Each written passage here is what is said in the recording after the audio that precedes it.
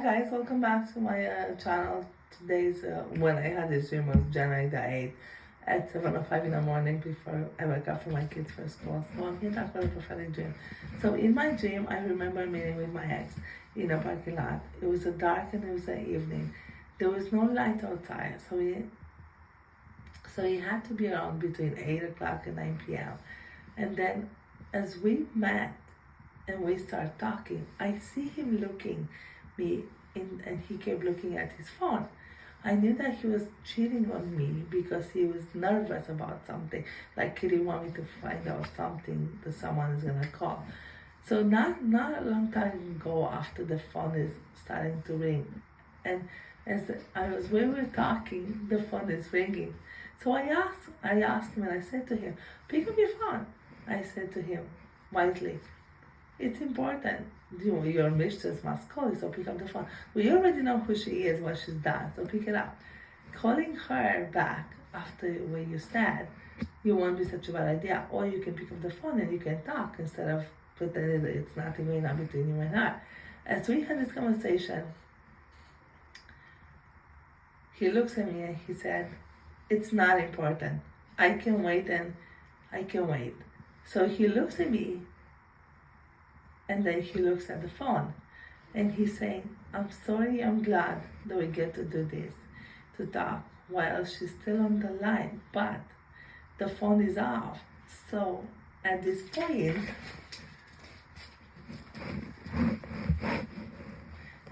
in time, God is taking me out of my body and he puts me above, and I can see as I'm looking down on him, my ex, I look down on him and I can see inside the phone who's calling. And I can see the person that was calling him on the other side. Just as he's thinking about, and just I'm thinking about it at the same time, it's my only sister, the one that truly sister that I have. Or I should say I had, because now I don't have her, because she's a witch. I see her just as she was right now in her real life.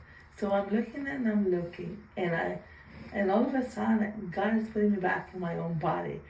And now my ex at this point of time does not know I saw what happened in that moment. I saw him thinking about why she's calling at the wrong time, and I saw her that she was calling him and she was waiting for him to pick up the phone, which he didn't. So now that I saw that vision, we only continue the conversation with my ex saying, "I am sorry I'm doing this to you and to the kids.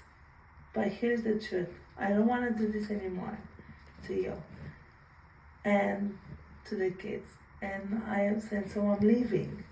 So I was leaning against his car, which is black SUV. I look at him and I respond to him, "I knew you're cheating on me. Just please tell me it's not who I think it is." And he's saying to me, his response was very truthful in that moment. I could see in his eyes, looking at me with the truth in his eyes. "I didn't mean to do this. It just happened." I looked at him and I asked him to explain, "What do you mean it just happened?" And then he said, "It just happened. For 10 years I tried to hide my feelings away from her, and now I can't do it no more. It just happened. She makes me happy." Then I remember as we were arguing now, he's ready to run inside his car. Sorry. And wanted to leave as he always leaves me. I was still talking to him, and I can see that he doesn't care anymore what I have to say anymore, or what I feel, or how I feel, I should say, at this point in time. So just before he decides to leave,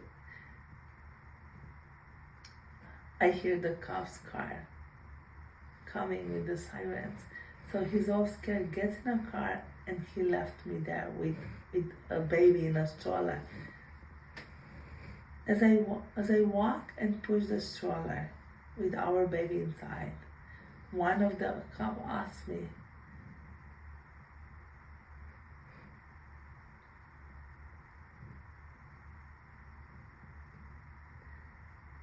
He must have been an older man between the age of 40 and 45 years. He's asking me, are you okay?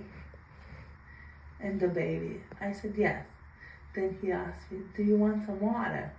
The bottle was closed and the full. It hasn't been opened yet. He was looking at me and he wanted to open the water. And I looked at him as the bottle was still full. As he gets the bottle from the front of the car, from inside the case, I said, no, thank you. I'm just gonna go, I said to him. Thank you for offering me the water, I said to him. And thank you for inquiring me about, and my kid, my baby, if we are okay, if I'm okay at the same time. I get at a place where we were working together, a building with the fire trucks, like a fire station. And I see him and everything come back in my mind automatically, like it just happened right there and then. The flash came back and it just happened. I couldn't help myself. His phone is ringing. She's online asking him, did you tell her about us? Did you tell her about us? He's listening and not saying anything. I speak up and I said to her, and I said to him as he's on the line with her, saying to her as well, go ahead, tell her. I know who she is and I know what she's done. I know everything.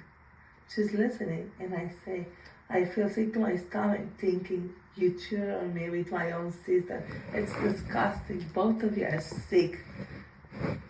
With my sister now on the line, everybody is listening and everybody knows. He couldn't believe. He's mortified intensely. I can see in his eyes and he's believing. He's saying to me, I can't believe you did that. You embarrassed me. I'm like, are you kidding me? You cheated on me with my sister. Who are you kidding? Now everybody's looking because he's humiliated in public after that. And everything that he's done together with her behind everybody's back. Nobody knew except them. I left that place and then I woke up after that. So the meaning of this dream is this. What God is trying to tell you is that in this hour, the enemy that has been hiding, and it's been the one and only, that she was the trap. It's the moment that she worked behind everybody. She committed a crime. She did the damage. Then she hid it like a thief in the night because she is a thief. She has the Jezebel spirit on her, jealousy. Combining something that it's not yours makes you incapable of ability of thinking that belongs to you, which doesn't belong to you. So that makes you a sick person, to be honest, in a real life.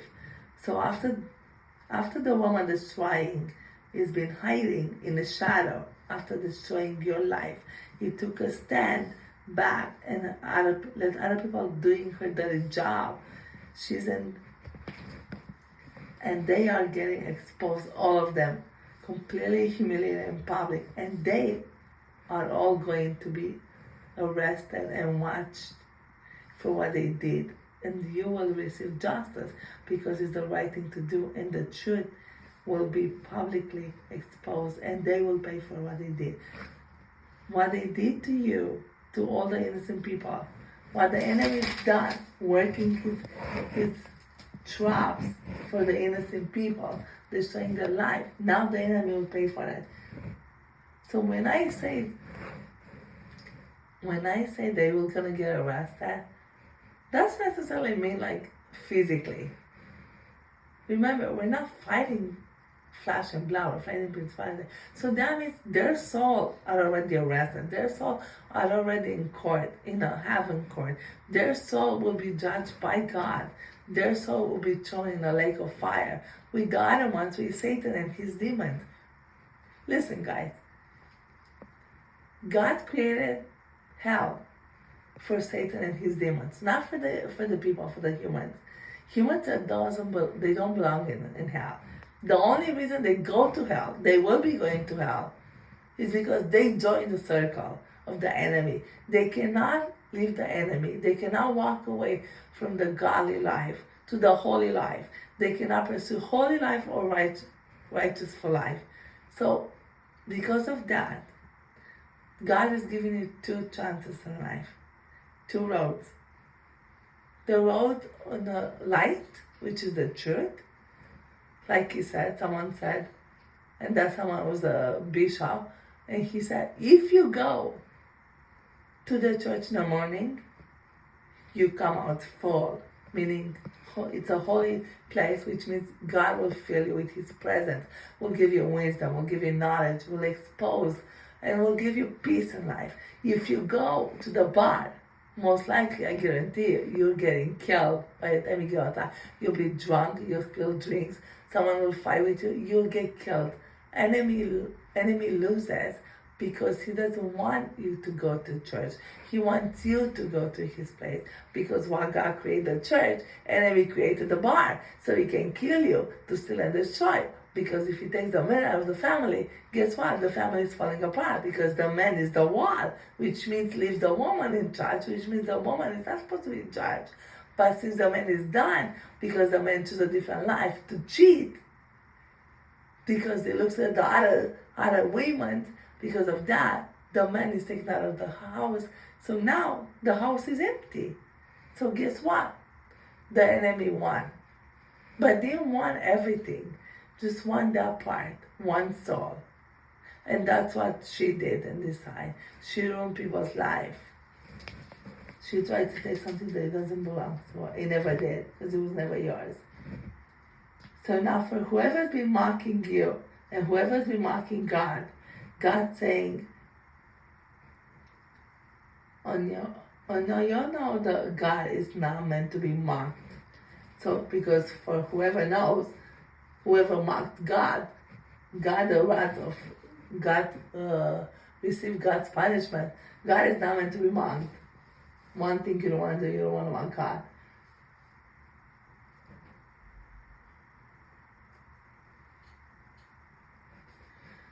Ephesians 3:17 said, I said to myself, God will bring into judgment both the righteous and the wicked. For there will be a time for every activity, a time to judge every day. Job 12 verse 22. He reveals the deep things of darkness and brings utter darkness into the light. Proverbs 21 verse 15. When justice is done, he brings joy to the righteous, but terror to evildoers. Proverbs 28 verse 5. Evildoers do not understand what is right, but those who seek the Lord understand it fully. Amos 5 verse 24.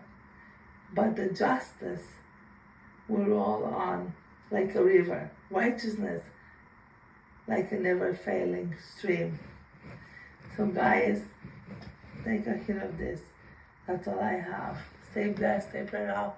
Know that I love every each one of you, and I pray for the love of God that may He goes before you, after you, behind you, and follow you into the right path for your own life. Stay in peace and stay in the Word of God. Bye guys, I love you, the love of God. Bye.